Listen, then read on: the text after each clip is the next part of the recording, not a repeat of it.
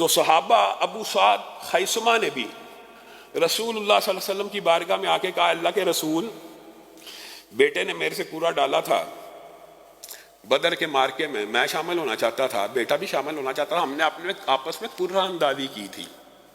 یہ صحابہ ہیں، ہم نے آپس میں قرہ اندازی کی تھی. بیٹے نے کہا تھا میں نے لڑنا ہے، میں نے کہا تھا میں نے لڑنا ہے. فیصلہ یہ طے پایا کہ قرہ اور پرچی نکال لیتے ہیں، جس کا نام آ جائے گا وہ چلا جائے گا. اللہ کے رسول بیٹے کا نام آیا تھا، وہ بدر میں شہید ہو گیا. اب میں نے خواب دیکھی ہے، رسول اللہ صلی اللہ علیہ وسلم کے سامنے سنائی گئی خواب، اور رسول اللہ اس کی تعبیر کریں اور اس کو نہ ٹوکیں، وہ بھی حجت ہوتی ہے، شریعت ہوتی ہے. ابو سعد خیثمہ نے کہا اللہ کے رسول میں نے اپنے بیٹے کو دیکھا ہے، وہ جنت میں چلتا پھرتا ہے، بڑے خوش لباس ہے اور بڑا خوشی میں ہے، اور کہتا ہے بابا جنت میں ہر چیز ہے، آپ کا ساتھ نہیں ہے، اب آ جائیے، دل اداس ہے، اب آ جائیے. اللہ کے رسول اب احد کے اندر آپ نے مجھے نہیں روکنا، اب احد کے اندر میں نے شامل ہونا ہے، اور میں چاہتا ہوں میں اپنے بیٹے سے مل لوں. بتائیے رسول اللہ صلی اللہ علیہ وسلم نے اس کی یہ خواب سنی اور اس کو اجازت دی، اور اللہ رب العزت نے انہیں شہادت کی مرتبے میں سرفراز کیا، اور باپ بیٹا جنت میں آپس میں مل گئے. یہ ایک مقام ایسا شہادت کا جس سے انسان فی الفور جنت میں داخل ہو جاتا ہے. اور زندگی، اگر زندگی کو آپ سمجھیں تو رسول اللہ کی ایک حدیث انسان کی عقل کو ٹھکانے لگا سکتی ہے. دنیا ملعونۃ وملعون ما فیہا، دنیا کی ہر چیز لعنت شدہ ہے. اس لعنت شدہ دنیا کی ہر چیز کے پیچھے بھاگتے ہو. ہاں چند چیزیں ایسی ہیں جن کے اوپر لعنت نہیں ہے، الا عالما او متعلما، ذکر اللہ کے بارے میں بھی آتا ہے. عالم کے اوپر لعنت نہیں ہے، جو دین کا طالب علم بن جائے اور اس کے بعد لوگوں کو ابلاغ کرنا شروع کرے، اس دنیا کے اندر اس کے اوپر لعنت نہیں ہے. یا جو دین کا صرف طالب بن جائے چاہے عالم نہ بنے، اس کے اوپر بھی لعنت نہیں ہے. اور اللہ کے ذکر کے اوپر بھی لعنت نہیں ہے. اور چوتھی چیز، جو ان تین چیزوں کی طرف انسان کو لے کے جائیں، صرف ان کے اوپر لعنت نہیں ہے، باقی دنیا کی ہر چیز لعنت شدہ ہے. آپ دنیا کے اندر جتنا مرضی سونا کما لیں، آپ نے کبھی غور نہیں کیا ہوگا، آپ سونے چاندی کے ڈھیر بھی اکٹھے کر لیں، آپ نے ان میں سے ایک چھٹانک، ایک ذرہ بھی آگے لے کے نہیں جانا. کہاں چھوڑ کے جانا؟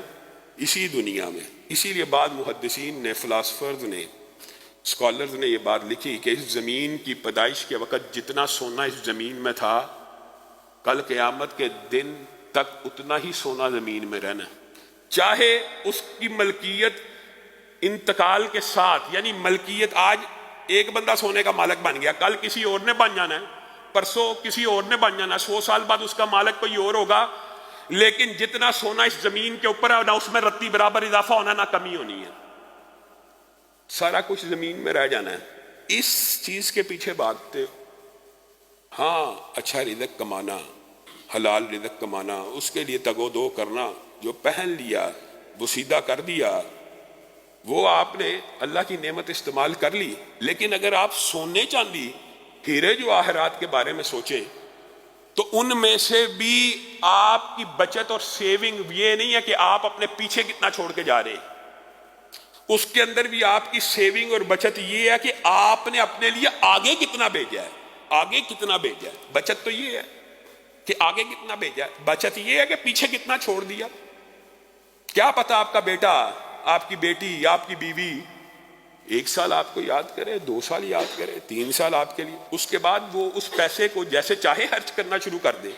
حرام کے کاموں میں لگا لیں، حلال کے کاموں پہ لگا لیں. اب آپ کی نگرانی تو موجود نہیں ہے. آپ کو کیا گارنٹی ہے کہ جو پیسہ آپ نے اسٹرگل محنت کے ساتھ کمایا ہمیشہ حلال رستے کے اوپر لگے گا، ہمیشہ دین کے کاموں میں لگے گا؟ کیا گارنٹی ہے؟ کوئی گارنٹی نہیں. اسی لیے اپنی زندگی کے اندر نیکی کے وہ اعمال کرنے چاہیے کہ جس سے انسان کے دل کے اوپر اطمینان قلب نازل ہو، اطمینان اور سکون ہو. اللہ یہ کمایا ہے، یہ تیری بارگاہ میں بھیج دی ہے، اور انشاءاللہ انسان ایک رائی برابر بھی، قرآن کی آیت ہے، رائی برابر بھی نیکی کرے گا پالے گا. یہ نہیں ہو سکتا آپ نے 1 لاکھ مسجد کو دیا، 1 لاکھ بیوہ کو دیا، 1 لاکھ یتیم کو دیا، 1 لاکھ کا کنواں کھدوا دیا، 1 لاکھ کا پانی پلا دیا، 1 لاکھ کا کھانا کھلا دیا، اور آپ کو یہ وسوسہ اور وہم ہے کہ یہ کل قیامت کے دن میرے سامنے نہیں ہوگا. رائی برابر عمل بھی جس دن سامنے لایا جائے گا تو یہ تو نیکیوں کے پہاڑ بن کے آپ کے سامنے آئیں گے. ایک کھجور جو خلوص نیت کے ساتھ اللہ کی رضا کے لیے حج کی ہوگی، اللہ تعالیٰ اس کی پرورش کرتا کرتا کتنا بڑا کر دے گا، احد پہاڑ جتنا. تو اتنی بڑی نیکی. آپ یہ سمجھتے ہیں کہ آپ نے جو پیچھے چھوڑ دیا وہ دولت کے انبار ہیں.